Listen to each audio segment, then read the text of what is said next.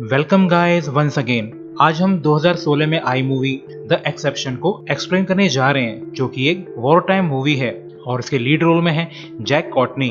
Movie की शुरुआत में हमें जर्मनी में 1940 का समय दिखाया जाता है, जहां जनरल के ऑफिस में कैप्टन स्टीफन को बुलाया जाता है। तो जनरल स्टीफन को बताता है कि जर्मनी का प्रीवियस रूलर केसर अभी भी जिंदा है, जो कि हॉलैंड में सेल्फ एक्साइल रह रहा है। तो ये सुनकर स्टीफन काफी सरप्राइज्ड है कि केसर अभी भी जिंदा है। तो जनरल क्लियर करता है कि केसर का जिंदा रहना बेहद जरूरी है, क्योंकि अभी भी काफी सारे लोग केसर को सपोर्ट करते हैं, जो कि करंट रूल के लिए सही नहीं है। तो तुम्हें अभी इसी वक्त से केसर के मिलिट्री गार्ड्स का कमांडर बनाया जाता है, मगर स्टीफन तो एक्टिव सर्विस पे जाना चाहता है। तो जनरल भड़कते हुए बोलता है कि पॉलिश कैंपेन के दौरान तुमने जो कांड किया है, उसके बाद तुम्हारा तो कोर्ट मार्शल कर देना चाहिए था। तो शुक्र मनाओ कि तुम अभी भी मिलिट्री में हो। इसके बाद जर्मन फोर्सेस हॉलैंड की तरफ जाने लगती हैं, जिनमें स्टीफन की जीप भी शामिल थी। इसके बाद जल्द ही स्टीफन एक लोनली कासल तक पहुंच जाता है, जो कि जर्मनी के प्रीवियस रूलर का रेसिडेंस है।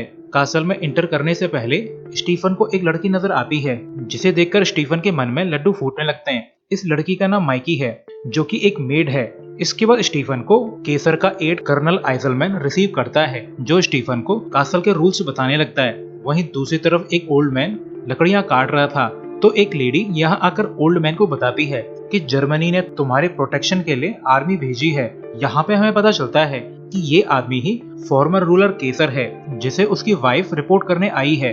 तो केसर कहता है कि वो लोग मुझे प्रोटेक्ट करने नहीं आए हैं। यहाँ पे हमें पता चलता है कि लेडी केसर अभी भी वापस जर्मनी जाने के सपने देखती है, मगर केसर को पता है कि अब दोबारा रूल कर पाना नामुमकिन है। वहीं दूसरी तरफ स्टीफन गेस्टापो एजेंट डिट्रिक से मिलने जाता है, जहां एजेंट डिट्रिक उससे कहता है कि तुम्हें केसर और उसके सभी करीबी लोगों पर नजर रखनी होगी। साथ ही तुम्हें ये भी ध्यान रखना होगा कि केसर से कौन कौन मिल रहा है और कितने समय के लिए मिल रहा है। तो ये सुनकर स्टीफन उससे पूछता है कि केसर तो ऑलरेडी बूढ़े हो चुके हैं, अब वो कर ही क्या सकते हैं। तो एजेंट क्लियर करता है कि कासल में एटलीस्ट कोई एक आदमी ब्रिटिश स्पाई है, जो ब्रिट्स को रेडियो से इंटेल लीक करता है।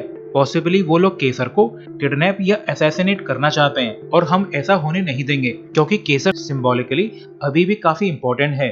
तो जब स्टीफन यहाँ से चला जाता है, तब एजेंट्स आपस में बात कर रहे होते हैं कि मैंने कैप्टन स्टीफन की फाइल पढ़ी है, तो मैं ये जानकर काफी हैरान हूँ कि मिलिट्री ने स्टीफन को अभी तक एग्जीक्यूट नहीं किया है। वहीं कासल में केसर और उसका एड आइजलमैन वॉर रिलेटेड बात कर रहे थे। तभी माइकी सुबह की चाय पानी लेकर यहाँ पे आ जाती है। तो इस डरी सहमी लड़की को देखकर केसर उससे पूछता है कि बेटा, अगर तुम्हें जर्मन कमांड दे दी जाए तो क्या तुम हॉलैंड को इन्वेट करोगी? तो माइकी बोलती है कि हाँ जरूर योर हाइनेस, क्योंकि हॉलैंड बहुत अच्छी जगह है। तो ये सुनकर केसर जोर जोर से हंसने लगता है, क्योंकि उसे ऐसे जवाब की उम्मीद नहीं थी। शाम को माइकी स्टीफन के रूम जाकर उसे बोलती है कि केसर तुम्हें डिनर पे इनवाइट करना चाहते हैं, मगर स्टीफन तो डिनर से ज्यादा माइकी में इंटरेस्टेड है। तो वो फोर्सफुली माइकी के साथ रोमांस करने लगता है, और बेचारी माइकी कुछ कह भी नहीं सकती, क्योंकि इनके बीच का स्टेटस गैप काफी ज्यादा है। वहीं केसर डिनर के लिए अच्छे से रेडी हो जाता है, और यही हाल स्टीफन का भी था, जो रेडी होकर कासल पहुंच जाता है, जहां आइजलमैन उसे रिमाइंड करता है कि डिनर के दौरान तुम्हें सिर्फ उतना ही बोलना है जितना तुमसे पूछा जाए, क्योंकि जो भी हो केसर जर्मनी के फॉर्मर रूलर हैं। इसके बाद जल्द ही डिनर चालू हो जाता है, जहां हर ओल्ड मैन की तरह केसर भी अपनी ओल्ड स्टोरी सुनाने लगता है, जिन्हें सुनकर स्टीफन पक जाता है। तो मैडम स्टीफन से उसके पेरेंट्स के बारे में पूछने लगती है। तो स्टीफन बताता है कि मेरे फादर बैटल ऑफ सोमे के दौरान मारे गए थे, और तब से मैंने खुद ही अपना ख्याल रखा है। साथ ही स्टीफन इंटेंशनली ये शो करने लगता है कि वर्ल्ड वॉर फर्स्ट के दौरान एक बच्चे का बिना अपनी फैमिली के रह पाना कितना मुश्किल हो सकता है। तो ये सुनकर केसर को गुस्सा आने लगता है। तो वो कहता है कि मुझे मेरी ही आर्मी ने धोखा दिया है, और मुझे ही अनफेयरली वॉर के लिए ब्लेम किया जाता है।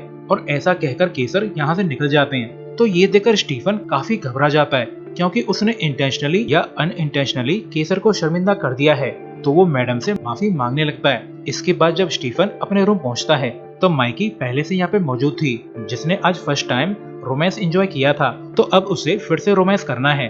तो ये दोनों फिर से बैटल के लिए रेडी हो जाते हैं। नेक्स्ट डे आइजलमैन केसर को बताता है कि मैं अभी अभी कैप्टन स्टीफन से मिलकर आ रहा हूँ, जिसके हिसाब से इस एरिया में कोई ब्रिटिश एजेंट एक्टिव है। तो कैप्टन स्टीफन ने आपको बेटर प्रोटेक्ट करने के लिए कासल में शिफ्ट होने की रिक्वेस्ट की है, और केसर इसके लिए राजी हो जाते हैं। वहीं केसर को अब माइकी काफी पसंद आ गई है, तो वो माइकी को एज अ डॉटर ट्रीट करने लगते हैं और फिर वो माइकी से वॉर से रिलेटेड ओपिनियन लेने लगते हैं। तभी यहाँ पे स्टीफन भी आ जाता है, जिसे देखकर केसर स्माइल करते हुए बोलते हैं कि मुझे पता चला है कि यहाँ कोई ब्रिटिश स्पाई है। तो स्टीफन उसे भरोसा दिलाता है कि मेरे रहते हुए आपको कुछ भी नहीं होगा। तो केसर ये कहकर यहाँ से निकल जाते हैं कि तुम्हें कासल में रहने की इजाजत है और माइकी तुम्हें तुम्हारा रूम दिखा देगी। तो माइकी स्टीफन को उसके रूम तक ले जाती है, जहां वो स्माइल करते हुए बोलती है कि कासल के स्टाफ को फिजिकल रिलेशन रखना अलाउड नहीं है। तो अब जब तुम कासल में रहने लगे हो तो तुम्हें ध्यान रखना होगा कि अब तुम मुझे टच भी नहीं कर सकते, वरना हम दोनों की ही जॉब चली जाएगी। मगर स्टीफन को इस सब से ज्यादा कोई फर्क नहीं पड़ता। वो तो 100% माइकी की वजह से ही कासल में शिफ्ट हुआ है। ब्रिटिश एजेंट का तो बस उसने बहाना बनाया था।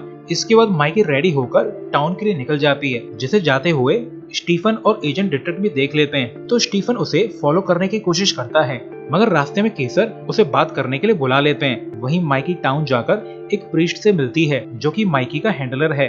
और यहाँ पे हमें पता चलता है कि माइकी एक ब्रिटिश स्पाई है, जो कि इस प्रीस्ट को रिपोर्ट करती है। माइकी बताती है कि आर्मी और गेस्टापो एजेंट्स को पता चल गया है कि इस एरिया में कोई ब्रिटिश एजेंट ऑपरेट कर रहा है। तो प्रीस्ट माइकी को तसल्ली देते हुए कहता है कि अगर एजेंट्स को तुम पे शक होता तो अब तक वो लोग तुम्हें अरेस्ट कर चुके होते। तो जब माइकी कासल वापस लौटकर आती है, तब स्टीफन उसे रोक लेता है और कहता है कि एजेंट डिट्रिक तुम पर नजर रखे हुए है और अगर वो तुम्हें परेशान करे तो मुझे बता देना, मैं उसे संभाल लूंगा। तो माइकी स्माइल करके यहाँ से निकल जाती है और फिर वो केसर से मिलकर अपने सुपीरियर्स को कुछ ऑर्डर रिले करना चाहती है। मगर तभी यहाँ पे मैडम आ जाती है, जो माइकी की हरकत देखकर काफी नाखुश है। और जब माइकी अपने रूम लौटती है तो वहाँ पे स्टीफन मौजूद था, जो माइकी से माफी मांगते हुए कहता है कि शुरुआत में मैंने तुम्हारे साथ बदसलूकी करनी नहीं चाहिए थी। तो माइकी उसे माफ कर देती है और रिवील करती है कि मैं एक ज्यूज हूँ। तो ये सुनकर स्टीफन कहता है कि मुझे फर्क नहीं पड़ता कि तुम ज्यूज हो या नहीं, पर बेहतर होगा कि तुम इस बात का जिक्र किसी और के सामने न करो, वरना तुम्हें मार दिया जाएगा। वैसे स्टीफन को अक्सर नाइटमेयर्स आते रहते हैं, जिसमें उसे कुछ डेड बॉडीज नजर आते हैं, जिन्हें देखकर स्टीफन काफी अपसेट है। मॉर्निंग में एजेंट डिट्रिक स्टीफन से मिलकर कहता है कि कल रात हमने एक और ट्रांसमिशन पकड़ा है, जो कि पास के ही विलेज से इंग्लैंड भेजा जा रहा है और अब बस हमें एक और ट्रांसमिशन का इंतजार है और हमें पता चल जाएगा कि कौन इंटेल लीक कर रहा है। साथ ही डिट्रिक स्टीफन को बताता है कि जल्द ही यहाँ पर एसएस का हाई ऑफिशियल हिमलर आने वाला है। तो ये सुनकर स्टीफन काफी सरप्राइज्ड है, क्योंकि हिमलर तो काफी बड़ा आदमी है, तो वो यहाँ पे क्यों आ रहा है। तो डिट्रिक सिर्फ इतना ही कहता है कि इस बारे में तुम सिर्फ ओल्डमैन केसर को ही इन्फॉर्म करोगे, क्योंकि हम कासल की तलाशी लेने वाले हैं। इसके बाद स्टीफन केसर के पास जाकर उसे इन्फॉर्म करना चाहता है कि यहाँ पे ऑफिसर हिमलर आने वाला है, मगर उसके कुछ कह पाने से पहले ही मैडम यहाँ पे आ जाती हैं। तो मजबूरी में स्टीफन को उनको प्राइवेट स्पेस देना पड़ता है। तो वो एड आइजलमैन के पास जाकर उसे बताता है कि गेस्टापो एजेंट्स को कासल की अच्छे से तलाशी लेनी है, तो बेहतर होगा कि केसर एजेंट्स के सामने करंट रूल और रूलर के बारे में कुछ नेगेटिव न बोलें, क्योंकि एजेंट्स को बढ़ा चढ़ाकर रिपोर्ट करने की आदत होती है और अगर ऐसा हुआ तो यहाँ की सिचुएशन काफी बिगड़ सकती है।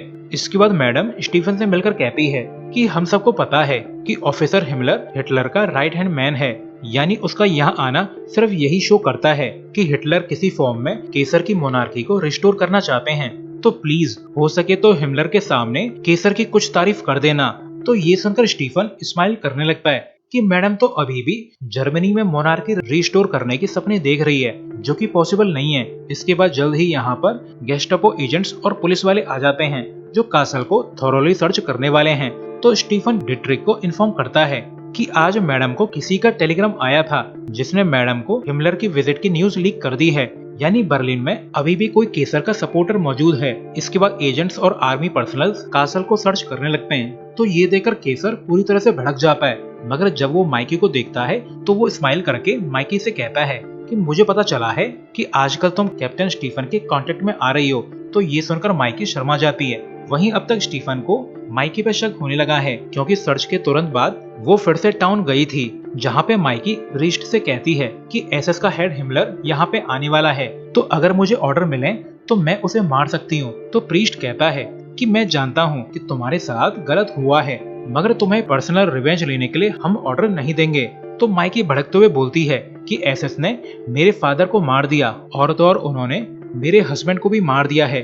और अगर मैं एसएस के हेड हिमलर को मार दूं तो मेरा रिवेंज पूरा हो जाएगा, साथ ही देश के लिए भी ग्रेट सर्विस हो जाएगी। वैसे भी मुझे मरने का डर नहीं है, मगर इन लोगों को अंदाजा नहीं था कि कोई इनकी मुलाकात को देख रहा है। रात को जब प्रीस्ट रेडियो ट्रांसमिशन इंग्लैंड भेज रहा होता है, तब गेस्टापो एजेंट्स इस ट्रांसमिशन को डिटेक्ट करके पिन पॉइंट कर लेते हैं कि ये ट्रांसमिशन एक चर्च से किया जा रहा है। तो वो लोग यहाँ आकर प्रीस्ट को पकड़ लेते हैं। वहीं माइकी अब काफी ज्यादा बेचैन है, तो वो स्टीफन के रूम चली जाती है, जहाँ वो स्टीफन से पूछती है कि तुम अक्सर नाइटमेयर में क्या देखते हो। तो मजबूरी में स्टीफन उसे बता देता है कि पोलैंड में एसएस की यूनिट ने पूरे गांव के सभी सिटीजन्स को मशीन गन से भून दिया था, और मैंने वहाँ पे एक लड़की को बचाने की कोशिश की थी, मगर वो भी मारी गई। तो गुस्से में मैंने एसएस यूनिट के कमांडिंग ऑफिसर को बहुत बुरी तरह से पीटा था कि वो ऐसा क्रूल काम कैसे कर सकता है। तो माइकी रोते हुए बोलती है कि वो ऑफिसर कोई एक्सेप्शन नहीं था, सभी नाजीज ऐसे ही होते हैं, उन सभी को अनआर्म्ड सिविलियंस को मारने में बड़ा मजा आता है। तो ये सुनकर स्टीफन काफी दुखी है, मगर फिर भी वो माइकी को शादी के लिए प्रपोज करता है, मगर माइकी इसके लिए साफ इनकार कर देती है, क्योंकि अगर किसी को पता चला कि स्टीफन ने एक ज्यूस लड़की से शादी की है तो उन दोनों को मार दिया जाएगा। मगर न जाने कैसे इनके अफेयर के बारे में मैडम को पता चल जाता है, जो अब इन दोनों को कासल से निकलवाना चाहती है। मगर केसर को माइकी और स्टीफन दोनों ही काफी पसंद हैं, तो वो मैडम पे भड़कते हुए बोलता है कि अब भले ही मैं जर्मन का रूलर नहीं हूँ, मगर इस घर में अभी भी मेरी ही चलती है, तो मैं चाहता हूँ कि इन दोनों को यहाँ रहने दिया जाए। तो ये सुनकर मैडम काफी चिढ़ जाती है। इसके बाद केसर प्राइवेटली इन दोनों से कहता है कि मुझे तुम दोनों के रिलेशन से कोई भी आपत्ति नहीं है, क्योंकि अपनी जवानी में मैं भी काफी रोमांटिक था, तो मैं तुम लोगों के पैशन और यूथ को समझ सकता हूँ। और ऐसा कहकर वो इन्हें जाने देता है। इसके बाद स्टीफन एजेंट डिट्रिक से मिलने जाता है, जो स्टीफन को इंटेरोगेशन रूम में ले जाता है, जहाँ उस प्रीस्ट को टॉर्चर किया जा रहा था। मगर सरप्राइजिंगली स्टीफन इस प्रीस्ट को पहचान लेता है, और अब वो हद से ज्यादा घबराया हुआ है, तो वो जल्दी से कासल लौट आता है। मगर अब तक हिमलर यहाँ पे आ चुका था, और हिमलर को देखकर लगता है कि वो यहाँ आकर खुश नहीं है, मगर फिर भी वो केसर की झूठी बड़ाई मारने लगता है, और फिर ये लोग कासल में इंटर कर जाते हैं। तो मौका पाकर स्टीफन माइकी को कन्फ्रंट करता है और पूछता है कि क्या तुम मेरे साथ प्यार का नाटक कर रही थी। तो ये सुनकर माइकी काफी सरप्राइज होने के साथ साथ काफी डरी हुई है। तो स्टीफन कहता है कि लास्ट टाइम मैंने तुम्हें फॉलो किया था, तब मैंने तुम्हें प्रीस्ट से मिलते हुए देखा है, और आज वो प्रीस्ट एज ब्रिटिश स्पाई पकड़ा गया है, यानी तुम भी एक स्पाई हो जो कासल की न्यूज प्रीस्ट को लीक कर रही थी। तो माइकी कहती है कि तुम एक जर्मन सोल्जर हो, तो तुम अपनी ड्यूटी पूरी करो। मगर स्टीफन माइकी को मारना नहीं चाहता। वो माइकी से कहता है कि यहाँ से चली जाओ, वरना देर हो जाएगी, क्योंकि जल्द ही डिट्रिक को तुम्हारे बारे में पता चल जाएगा। इसके बाद हिमलर स्टीफन और डिट्रिक को प्राइवेट मीटिंग के लिए बुलाता है, जहाँ वो इन्हें बताता है कि मैंने अभी अभी केसर को बताया है कि हिटलर ने ऑर्डर दिए हैं कि केसर को बर्लिन वापस लौटकर थ्रोन पे फिर से बिठाया जाएगा, यानी नेशन की कमांड केसर को फिर से मिलने वाली है। मगर ये सब एक दिखावा है। असल में हिटलर ऐसा करके पता लगाना चाहते हैं कि बर्लिन में अभी भी कितने लोग केसर के सपोर्टर हैं, ताकि वो सभी को एक साथ ठिकाने लगा सके। तो तुम दोनों को अब से केसर और मैडम पे नजर रखनी होगी कि वो किस किस के साथ कम्युनिकेट कर रहे हैं, स्पेशली वो लोग जो बर्लिन में हैं। और ऐसा कहकर हिमलर यहाँ से निकल जाता है। इसके बाद डिनर की तैयारी होने लगती है। तब स्टीफन माइकी को वार्न करता है कि कोई भी बेवकूफी मत करना, साथ ही अभी तक प्रीस्ट ने तुम्हारे बारे में कोई भी इन्फो लीक नहीं की है, तो जल्दी से अपना काम खत्म करो और यहाँ से निकल जाओ। इसके बाद जल्द ही डिनर चालू हो जाता है, जिस दौरान हिमलर काफी गलत बातें करने लगता है। स्पेशली उसकी बातें फुली रेसिज्म से भरी हुई थी। वो तो जर्मन्स के अलावा बाकी लोगों को इंसान भी नहीं समझता है, स्पेशली ज्यूस लोग। तो एड आइजलमैन पॉइंट आउट करता है कि पिछले वॉर में जर्मनी के लिए 1 लाख लोगों ने फाइट की थी, हमें उनकी सर्विसेज को भुलाना नहीं चाहिए। मगर ये सुनकर भी हिमलर को कोई ज्यादा फर्क नहीं पड़ता। वो तो बड़ी शान से बताता है कि हमारे साइंटिस्ट न्यू तरह के एक्सपेरिमेंट कर रहे हैं, जिसमें वो डिसेबल बच्चों को यूज कर रहे हैं, मगर ज्यादातर बच्चे एक्सपेरिमेंट के बाद मारे जाते हैं। तो ये सुनकर सभी लोग काफी ज्यादा शॉक में हैं कि करंट रूलर ऐसा सब कैसे होने दे रहे हैं। डिनर के बाद माइकी काफी दुखी है, तो वो स्टीफन से कहती है कि थर्ड रेक के दौरान हिमलर जैसे मॉन्स्टर रूल में हैं, जिन्होंने अपनी हदें पार कर दी हैं। मगर स्टीफन, तुम अच्छे इंसान हो, तुम एक एक्सेप्शन हो। वहीं केसर कासल के बाहर सैर करने चला जाता है, जहां माइकी उससे मिलने आती है और कहती है कि आप बहुत अच्छे हैं, मगर अब मुझे यहाँ से जाना होगा। वो भी हमेशा हमेशा के लिए। मगर जाने से पहले मैं आपको विंस्टन चर्चिल का मैसेज देना चाहती हूँ और ये मैसेज देना ही मेरा मिशन है। तो ये सुनकर केसर समझ जाता है कि माइकी एक सीक्रेट एजेंट है, मगर सरप्राइजिंगली उसने केसर को नहीं मारा। मगर ये न्यूज सुनकर ओल्डमैन चेस्ट पेन से कोलैप्स कर जाता है। वहीं स्टीफन ने आइजलमैन को बता दिया था कि हिटलर केसर को थ्रोन पे रिस्टोर करना नहीं चाहता, वो तो बस केसर के सपोर्टर्स को बाहर लाके उन्हें मारना चाहता है, यानी ये सब एक ट्रैप है। तो आइजलमैन उसे सच्चे दिल से थैंक्स बोलता है। इसके बाद थोड़ी ही देर में माइकी कासल लौट आती है, जो सभी को इन्फॉर्म करती है कि केसर कोलैप्स कर गए हैं। तो स्टीफन माइकी से पूछता है कि तुम वापस क्यों आ गई, तुम्हें तो घंटों पहले यहाँ से निकल जाना चाहिए था। मगर माइकी कुछ बोल पाती उससे पहले ही यहाँ पर डिट्रिक का कॉल आता है, जो स्टीफन को बताता है कि उस प्रीस्ट ने अपना मुंह खोल दिया है। कासल में माइकी नाम की एक मेड है जो कि एक ब्रिटिश स्पाई है। तो कॉल काटते ही स्टीफन माइकी से कहता है कि मैं तुम्हें यहाँ से भेज कर रहूंगा, तुम्हें मुझ पर भरोसा करना होगा। वहीं मैडम केसर तक पहुँच जाती है। तो केसर मैडम को बताता है कि मुझे आज विंस्टन चर्चिल का मैसेज मिला है, जिसके हिसाब से वो मुझे वॉर के एंड तक इंग्लैंड में रहने देंगे और जब जर्मनी वॉर में हार जाएगा तब वो मुझे फिर से जर्मनी का रूलर बना देंगे। मगर मैं इंग्लैंड जाना नहीं चाहता और ना ही बर्लिन, क्योंकि अब मेरी सारी उम्मीदें टूट चुकी हैं, साथ ही रूलर बनने का सपना भी। तो ये सुनकर मैडम रोने लगती है। वहीं अब तक आइजलमैन और स्टीफन वैन लेकर यहाँ तक आ चुके थे, जो ओल्ड मैन को हॉस्पिटल ले जाने वाले थे। और फिर ये लोग ओल्ड मैन को वैन में लिटाते हैं, मगर स्टीफन बड़ी चालाकी से वैन को लेकर यहाँ से चला जाता है और वो रास्ते में माइकी को भी पिकअप कर लेता है। वैसे केसर भी माइकी की हेल्प करना चाहते हैं, क्योंकि माइकी उसकी नजर में प्यारी बच्ची है। और फिर ये लोग वैन लेकर आगे बढ़ जाते हैं, मगर स्टेट के गेट को गेस्टापो एजेंट्स ने ब्लॉक कर रखा था, जो कि पूरी स्टेट की अच्छे से तलाशी लेना चाहते हैं। तो जब एजेंट डिट्रिक वैन को चेक करने की डिमांड करता है, तब स्टीफन उसे माइकी की गन से मार देता है, जिससे इन्हें यहाँ से भागने का मौका मिल जाता है। तो केसर माइकी से कहता है कि मैं तुम्हें काफी मिस करूंगा मेरी बच्ची। इसके बाद स्टीफन एक सेफ जगह पे माइकी को उतार देता है ताकि वो यहाँ से जा सके। तो माइकी उससे पूछती है कि क्या तुम मेरे साथ चलोगे। तो स्टीफन कहता है कि मैं अपनी कंट्री को बिट्रे कर चुका हूँ, मगर मैं अपनी कंट्री को अबेंडन नहीं करूंगा। तो माइकी रोते हुए यहाँ से निकल जाती है और जब माइकी यहाँ से जा रही होती है, तब स्टीफन माइकी से पूछता है कि क्या तुम मुझसे शादी करोगी। तो माइकी सिर्फ इतना ही कहती है कि वॉर खत्म होने के बाद तुम मेरे पास आ जाना ताकि हम शादी कर सकें। तो ये सुनकर स्टीफन काफी खुश है और फिर वो माइकी की गन को ठिकाने लगा देता है।